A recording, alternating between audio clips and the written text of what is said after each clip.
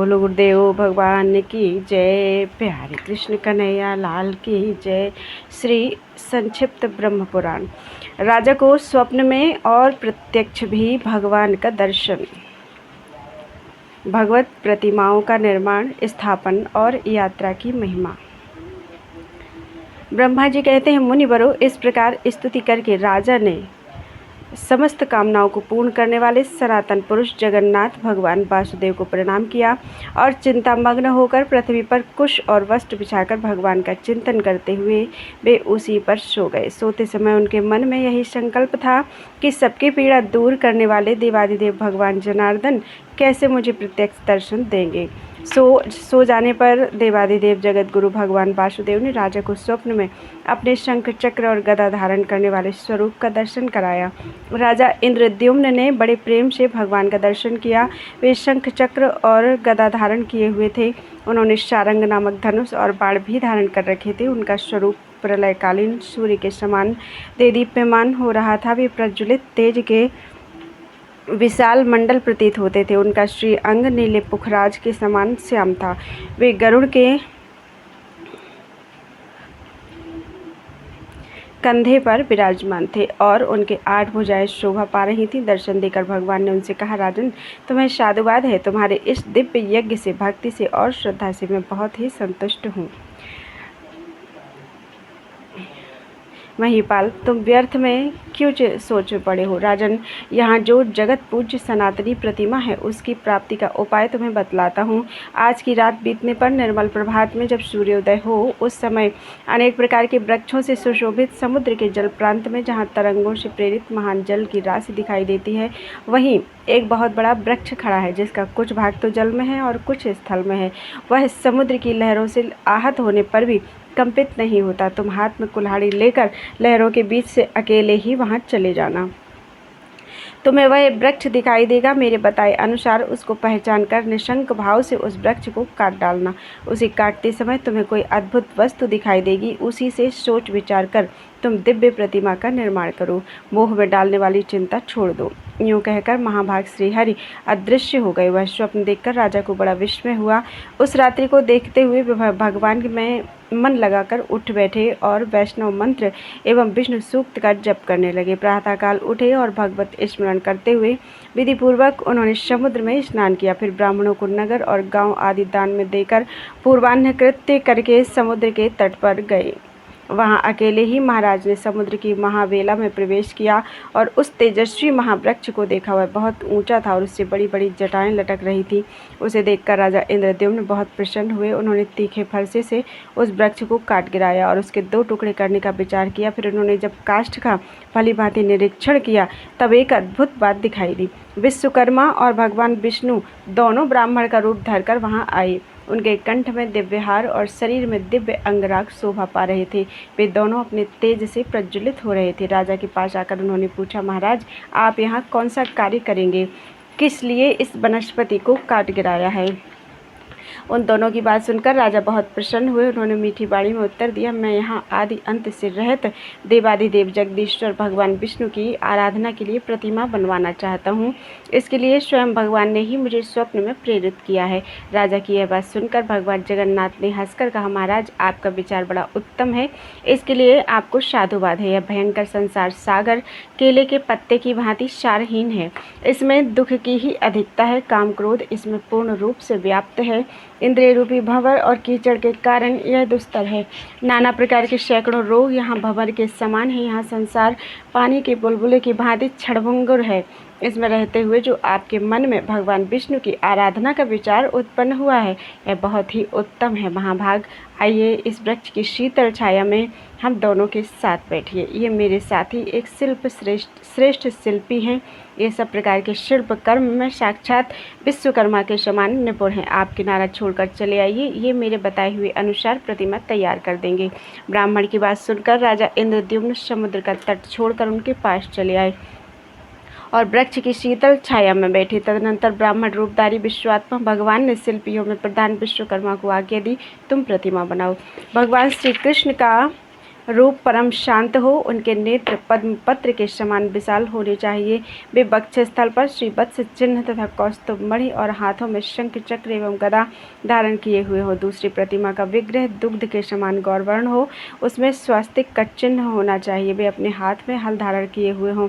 उनका नाम महाबली अनंत यानी बलराम जी होगा। देवता, दानव, गंधर्व, यक्ष, विद्याधर और नाग कोई भी उनका अंत नहीं जानते, इसलिए वे भगवान अनंत कहलाते हैं। तीसरी प्रतिमा भगवान वासुदेव की बहन सुभद्रा देवी की होगी। उनके शरीर का रंग सुवर्ण के समान गौर एवं सुंदर शोभा से युक्त होना चाहिए। उनमें समस्त शुभ लक्षणों का समावेश होना आवश्यक है।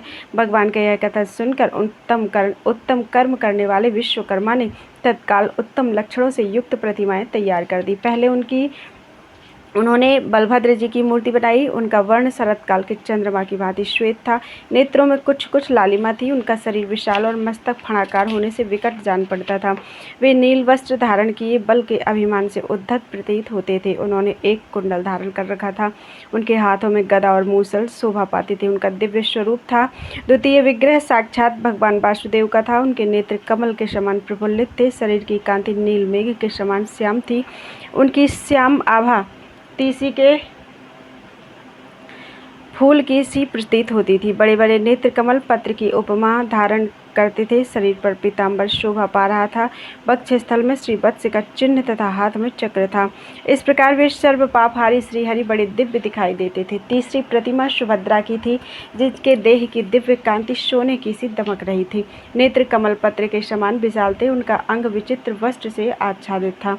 वे हार और केयूर आदि विचित्र आभूषणों से सुशोभित थी। गले में रत्नमय हार लटक रहा था। इस प्रकार विश्वकर्मा ने उनकी बड़ी रमणीय प्रतिमा बनाई। राजा इंद्रद्युम्न ने यह बड़ी ही अद्भुत बात देखी। सब प्रतिमाएं एक ही क्षण में बन गई। सभी दो दिव्य वस्त्रों से आच्छादित थीं। सबका भांति भांति के रत्नों से श्रृंगार किया गया था और सभी अत्यंत मनोहर एवं समस्त शुभ लक्षणों से संपन्न थी। उन्हें देखकर राजा अत्यंत आश्चर्यमग्न होकर बोले, आप दोनों ब्राह्मण के रूप में साक्षात देवता तो नहीं पधारे हैं। आप दोनों के कर्म अद्भुत हैं। आपके व्यवहार देवताओं के से हैं। निश्चय ही आप मनुष्य नहीं जान पड़ते। आप देवता हैं या मनुष्य, यक्ष हैं अथवा विद्याधर। आप ब्रह्मा और विष्णु तो नहीं हैं। दोनों अश्विनी कुमार तो नहीं हैं। आप मायामय रूप से स्थित हैं, अतः आपके यथार्थ स्वरूप को मैं नहीं जानता। आप ही दोनों की शरण में आया हूँ। मेरे सामने अपने स्वरूप को प्रकाशित कीजिए। श्री भगवान बोले, मैं देवता, यक्ष, दैत्य, देवराज, इंद्र, ब्रह्मा अथवा रुद्र नहीं हूँ। मुझे पुरुषोत्तम समझो। मैं समस्त लोकों की पीड़ा दूर करने वाला, अनंत बल पौरुष से संपन्न और संपूर्ण प्राणियों का आराध्य हूँ। मेरा कभी अंत नहीं होता, जिसका सब शास्त्रों में उल्लेख किया जाता है। वेदांत ग्रंथों में वर्णन मिलता है, जिसे योगीजन ज्ञानगम्य एवं वासुदेव कहते हैं। वह परमात्मा मैं ही हूँ। स्वयं मैं ही ब्रह्मा, मैं ही विष्णु, मैं ही शिव, मैं ही देवराज इंद्र तथा मैं ही जगत का नियंत्रण करने वाला यम हूँ। पृथ्वी आदि 5 भूत, त्रिविध अग्नि, जलाधिप, वरुण, धरती और पर्वत भी मैं ही हूँ।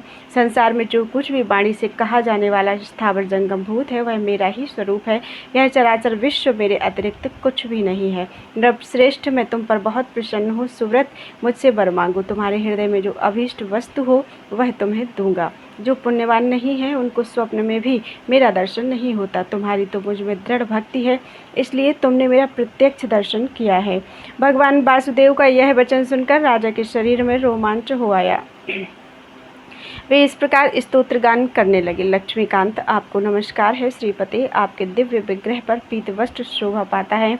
आप लक्ष्मी प्रदान करने वाले और लक्ष्मी के स्वामी हैं। श्रीनिवास, आप लक्ष्मी के धाम हैं। आपको नमस्कार है। आप आदि पुरुष, ईशान, सबके ईश्वर, सब और मुख वाले, निष्कल एवं सनातन परम देव हैं। आपको मेरा प्रणाम है। आप शब्द और गुणों से अतीत, भाव और अभाव से रहित, निर्लेप, निर्गुण, सूक्ष्म, सर्वज्ञ तथा सबके रक्षक हैं। आपका स्वरूप वर्षा काल के मेघ के समान श्याम है। आप गौ तथा ब्राह्मणों के हित में संलग्न रहते हैं, सबकी रक्षा करते हैं, सर्वत्र व्यापक और सबको उत्पन्न करने वाले हैं। आप शंख, चक्र, गदा और मूसल धारण करने वाले देवता हैं। आपके श्रीअंगों की सुषमा नील कमल दल के समान श्याम है। आप क्षीर सागर के भीतर शेषनाग की सैया पर शयन करने वाले हैं। इंद्रियों के नियंता, सर्व पापहारी श्रीहरि हैं। आपको नमस्कार करता हूँ। आप देव देवेश्वर, वरदाता, व्यापक, सर्वलोकेश्वर, मोक्ष के साधक, तथा अविनाशी भगवान विष्णु हैं। आपको पुनः मेरा प्रणाम है। इस प्रकार भगवान का स्तवन करके राजा ने हाथ जोड़कर प्रणाम किया और धरती पर मस्तक टेक कर कहा, नाथ, यदि आप मुझ पर प्रसन्न हैं तो मैं यह उत्तम वर मांगता हूँ। देवता, असुर, गंधर्व, यक्ष, राक्षस, महानाग, सिद्ध, विद्याधर, साध्य, किन्नर, गुह्यक, महाभाग, ऋषि, नाना शास्त्रों के प्रवीण विद्वान, सन्यासी, योगी, वेद तत्व का विचार करने वाले तथा अन्य मोक्ष मार्ग के ज्ञाता, मनीषी पुरुष जिस निर्गुण, निर्मल एवं शांत पद का ध्यान करते हैं, उस परम दुर्लभ पद को मैं आपके प्रसाद से प्राप्त करना चाहता हूँ। श्री भगवान बोले, राजन, तुम्हारा कल्याण हो, सब कुछ तुम्हारी इच्छा के अनुसार होगा। मेरे प्रसाद से तुम्हें अभिलषित वस्तु की प्राप्ति होगी। नृपश्रेष्ठ, तुम 10,900 वर्षों तक अपने अखंड साम्राज्य का उपभोग करो।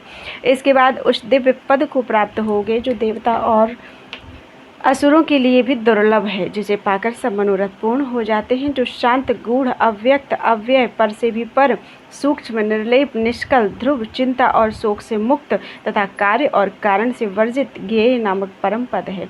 उसका तुम्हें साक्षात्कार कराऊंगा। उस परमानंदमय पद को पाकर तुम परम पद यानी मोक्ष को प्राप्त हो जाओगे। राजेंद्र, इस पृथ्वी पर जब तक बादल पानी बरसाते रहेंगे, जब तक आकाश, चंद्रमा, सूर्य और तारे दिखते रहेंगे, जब तक 7 समुद्र तथा मेरु आदि पर्वत मौजूद रहेंगे तथा जब तक ध्युलोक में देवताओं की सत्ता बनी रहेगी, तब तक इस भूतल पर सर्वत्र तुम्हारी अक्षय कीर्ति छाई रहेगी। तुम्हारे यज्ञांग से प्रकट होने वाला तालाब इंद्रद्युम्न सरोवर के नाम से प्रसिद्ध तीर्थ होगा, जिसमें एक बार स्नान करके भी मनुष्य इंद्रलोक को प्राप्त होता है।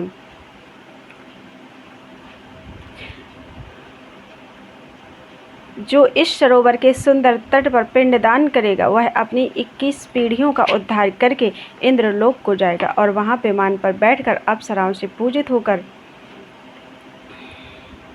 गंधर्वों के गीत सुनता हुआ 14 इंद्रों की आयु पर्यंत निवास करेगा। सरोवर के दक्षिण भाग में नैऋत्य कोण की ओर जो बरगद का वृक्ष खड़ा है, उसके समीप केवड़े के वन से आच्छादित एक मंडप है, जो नाना प्रकार के वृक्षों से व्याप्त है। आषाढ़ के शुक्ल पक्ष की पंचमी को महानक्षत्र में हमारी इन प्रतिमाओं को ले आकर लोग 7 दिनों तक मंडप में स्थापित रखेंगे। उस समय बड़ा उत्सव होगा। सोने के दंड लगे हुए चवर तथा रत्न विभूषित व्यंजनों द्वारा सब लोग हमें हवा करेंगे। इस प्रकार मंगल पाठ पूर्वक हमारी स्थापना होगी। ब्रह्मचारी, सन्यासी, स्नातक, वानप्रस्थ, गृहस्थ, सिद्ध तथा अन्य ब्राह्मण नाना प्रकार के पदों वाले स्तोत्रों तथा ऋक, यजु और सामवेद की ध्वनि से बलराम और श्री कृष्ण की स्तुति करेंगे। उस समय जो मनुष्य भक्ति पूर्वक मेरा स्तवन, दर्शन अथवा नमन करेगा, वह श्रीहरि के शोभामय धाम में विराजेगा। इस प्रकार राजा को वरदान देकर विश्वकर्मा सहित भगवान विष्णु वहां से अंतर्धान हो गए।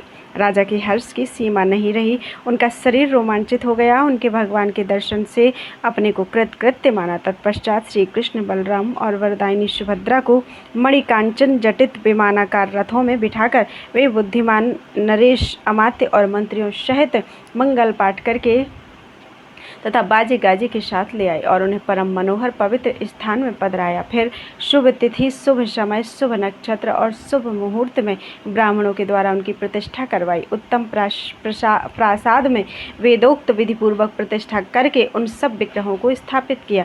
फिर भांति भांति के सुगंधित पुष्पों से विधिवत पूजा करके सुवर्ण, मणि, मोती और नाना प्रकार के सुंदर वस्त्र अर्पण किए। विविध प्रकार के दिव्य रत्न, आसन, ग्राम, नगर, राज्य तथा पुर आदि भी दान किए। इस तरह अनेक प्रकार का दान करके राजा ने समुचित रीति से राज्य किया और भांति भांति के यज्ञ करके अनेक बार दान दिए। फिर कृतकृत्य होकर राजा ने समस्त परिग्रहों का त्याग कर दिया और अत्यंत उत्कृष्ट स्थान भगवान विष्णु के परम पद को प्राप्त कर लिया। मुनियों ने पूछा, सुरश्रेष्ठ, किस समय पुरुषोत्तम तीर्थ की यात्रा करनी उचित है और प्रभु किस विधि से पंच तीर्थों का सेवन करना चाहिए? आज स्नान दान रूप एक एक तीर्थ का और देव दर्शन का जो पृथक पृथक फल हो, वह सब बताइए। ब्रह्मा जी बोले, जो कुरुक्षेत्र में अपनी इंद्रियों और क्रोध को जीतकर बिना खाए पिए 70,000 वर्षों तक एक पैर से खड़ा होकर तपस्या करता है तथा जो ज्येष्ठ शुक्ला द्वादशी को उपवास पूर्वक भगवान पुरुषोत्तम का दर्शन करता है, वह पहले की अपेक्षा अधिक फल का भागी होता है। द्वादशी का मतलब एकादशी, एकादशी को ही द्वादशी कहते हैं। वह पहले की अपेक्षा अधिक फल का भागी होता है। अतः मुनिवरों, स्वर्ग लोक की इच्छा रखने वाले ब्राह्मण आदि को चाहिए कि वे ज्येष्ठ मास में प्रयत्न करके इंद्रिय संयम पूर्वक भगवान पुरुषोत्तम का दर्शन करें। श्रेष्ठ मनुष्य को उचित है कि ज्येष्ठ मास में शुक्ल पक्ष की द्वादशी को विधि पूर्वक पंच तीर्थों का सेवन करके श्री पुरुषोत्तम का दर्शन करें। ज्येष्ठ की द्वादशी को अविनाशी देवता भगवान पुरुषोत्तम का दर्शन करते हैं, जो वे विष्णु लोक में पहुंचकर कभी वहां से नीचे नहीं गिरते। अतः ज्येष्ठ में प्रयत्न पूर्वक वहाँ की यात्रा करनी चाहिए और वहाँ पंचतीर्थ सेवन पूर्वक पुरुषोत्तम का दर्शन करना चाहिए। जो अत्यंत दूर होने पर भी प्रतिदिन भक्ति पूर्वक भगवान पुरुषोत्तम का कीर्तन करता है, वह शुद्ध चित्त हो भगवान विष्णु के धाम में जाता है। जो श्रद्धा पूर्वक एकाग्र चित्त हो श्री कृष्ण के दर्शनार्थ यात्रा करता है, वह सब पापों से मुक्त होकर भगवान विष्णु के लोक को जाता है। जो दूर से भगवान पुरुषोत्तम की प्रासाद शिखर पर स्थित नील चक्र का दर्शन करता है, उसे भक्तिपूर्वक प्रणाम करता है, वह मनुष्य सहसा पाप से मुक्त हो जाता है। बोलो वृंदावन बिहारी लाल की जय।